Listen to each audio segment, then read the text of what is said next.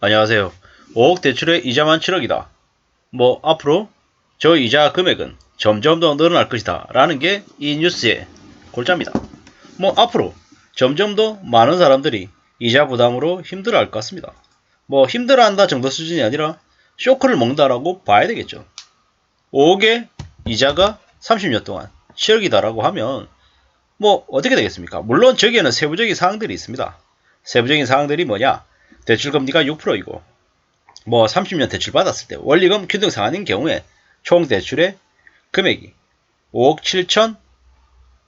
7천9백만 원이라는 거죠. 근데 저게 대출금리가 7% 올랐을 때 원리금이 333만 원이 되고 총 대출이자가 6억 9천7백이라는 거죠. 대출금리 7%를 부담했을 때 30년 동안 총 부담해야 될 이자 금액이 7억이라는 걸로 봐야 되겠습니다. 저렇게 부담하는 금리가 1%가 오르면 총 대출 이자가 1억 1,800만 원이 늘어난답니다. 막연하게 대충 계산을 해보자고요. 대출 금리가 7%일 때 5억 대출했을 때 월 333만 원에 총 대출 이자가 7억이다. 그러면 금리 8% 되면 이자가 7억이 아니라 8억 2천이 되는 거고요. 한 3%를 더 더하면 부담하는 금리가 10%가 되면 7%에서 10%가 되면 대략 총 부담해야 되는 이자 금액이 5억 대출했지만 이자만 10억을 내야 된다라는 거죠. 10억을. 그러면 주택담보대출 금리 10% 부담하는 사람 없어. 그런 일은 절대 일어나지 않아. 이렇게 얘기하는 사람도 있습니다. 제가 제 주변에 1년 전이 뭡니까? 한 2년 전부터 나중에 시간이 지나면 저금리 이거 계속 바뀐다. 저금리에서 중금리로 올라가고 더 이상 금리가 낮은 상태로 계속 빌리는 게 어려울 거다라고 얘기했을 때 뭐라고 얘기했냐면 그렇게 되면 저금리에서 중금리 고금리로 올라가면 부동산 산 사람들 다 문제 생긴다. 그렇게 되게 정부가 놔둘 거냐. 정부가 절대로 금리를 가파르게 올리는 일은 없을 거다라고 얘기했습니다. 저는 좀 반대의 생각을 했던 거죠. 계속 그렇게 얘기하면 저한테 뭐라고 얘기하냐면 부정적인 얘기한다. 매우 안 좋게 바라본다. 이렇게 받아들이죠. 근데 이제 최근이 돼서 이제 주변에서 이제 보니까 상황이 심상치 않게 돌아가는 걸 느끼는 거죠. 이제서야. 5억 대출에 이자가 7억인데 7% 금리를 부담했을 때 10% 되면 이자가 10억 되는 거죠. 15% 되면 어떻게 되겠습니까? 15% 되면 15% 되면 그냥 이자만 한 13억, 14억 내야 되는 거죠. 설마 그런 일이 벌어질까? 아니다라고 얘기하는 사람들 누가 그렇게 장담을 합니까? 5억 대출했는데 7% 이자 부담하면 이자가 7억이라는데요. 무디겠죠. 매월 333만 원을 30년 동안 내야 됩니다. 그게 가능한 얘기입니까? 333만 원을 자기가 받는 월급에서 떼놓고 생활하면 생활이 괜찮을까요? 안 괜찮죠. 문제가 생기죠.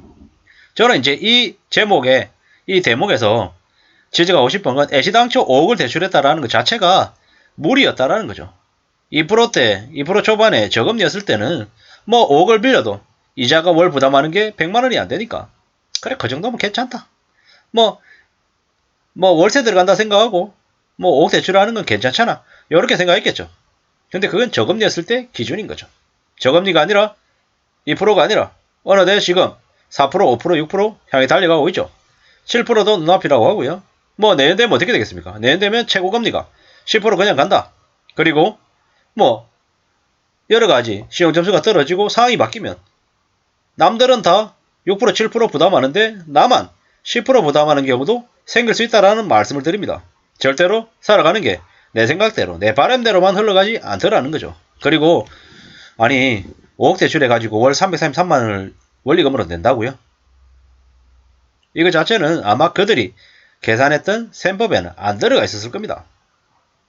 원리금으로 333만 원이 아니라 한 100한 5, 60만 원 내고 이자 한 8, 90만 원 내고 나머지 원금 내는 걸로 해서 30년 쭉 간다.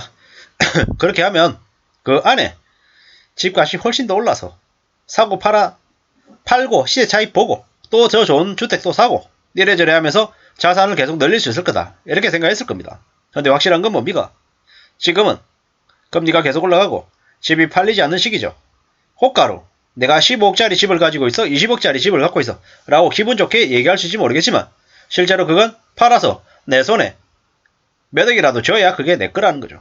그동안에 어걱거리면서 1억, 2억을 되게 우습게 얘기하는 사람들이 많았습니다. 5억 대출한 제 지인도 있습니다.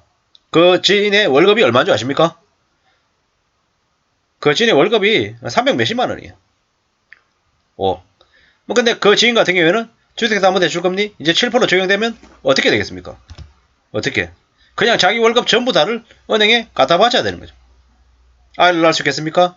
와이프가 받는 월급으로 생활하는 게 괜찮을까요? 가능할까요? 그냥 많이 어려워진다로 얘기되는 수준이 아니라는 거죠. 상상을 초월하는 대충격이 벌어진다라고 봐야 됩니다. 30대 중반, 초반 5억을 너무 쉽게 빌렸습니다. 저는 겁이 나던데요. 40대 중후반인 저도 5억 대출을 겁나서 못하겠는데 사회생활을 훨씬 덜한 세대들이 너무 쉽게 대출을 냈던 것 같습니다.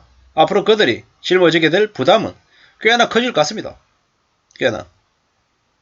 에이, 집값 나중에 조정돼도 기다리고 존버하면 괜찮아. 이렇게 얘기하는 사람 있습니다. 맞습니다. 존버할 수 있으면 괜찮습니다. 저런 상황으로 한 4, 5년을 버티고 또 지나면 또 괜찮아진 날이 옵니다. 근데 문제는 그렇게 5년 동안 5년 이상을 버틸 수 있냐라는 거죠. 우리가 살아가는 삶이 그냥 뜻대로 생각대로 착착착 흘러가면 좋겠는데 그렇지 않더라는 거죠. 감당 못할 빚을 짊어진다라는 게 얼마나 무서운 건지를 아마 뼈저리게 느낄 겁니다. 5억 대출을 해가지고 한 7억짜리 8억짜리 집을 샀어요. 근데 그 집이 8억이고 7억이라고 생각했는데 집값이 만약에 7, 8억에서 5억으로 내려가면 어떻게 되겠습니까? 가지고 있는 돈 하나도 없는 거죠.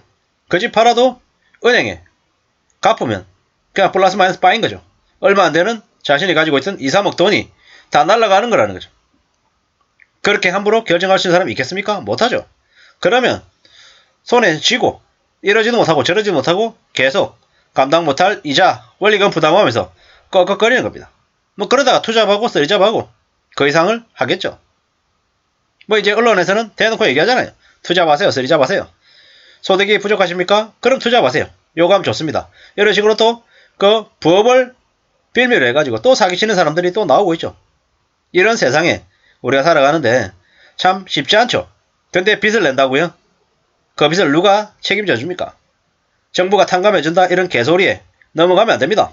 대부분은 탕감 못 받습니다. 자기하고 상관없는 얘기입니다. 언론에서 아무리 떨떡하게 얘기해본들 소용없다라는 거죠. 저희가 바라는 대로 원하는 대로 세상이 다 흘러가면 참 좋겠습니다만은 그렇지 않더라는 거죠. 그런 희망찬 얘기는 사실 기대 안 하는 게 좋겠다라는 말씀을 드립니다. 우리가 살아가는 삶이 참 씁쓸하고 참 어렵더라 이런 말씀을 계속 드립니다. 그냥 흘러가는 대로 바람대로 되면 좋겠습니다만은 그렇지 않더라. 5억 대출해가지고 이자를 7% 부담하면 7억을 내는데 저게 10%가 되고 이자를 10억 내야 되는 경우도 생길 수 있다는 걸 냉정하게 생각하고 대비해야 될 것 같습니다. 그것만이 우리가 삶을 지키는 길이다라고 말씀을 드리면서 마칠까 합니다. 항상 모자란 제 영상을 관심 가지고 봐주셔서 감사합니다. 고맙습니다.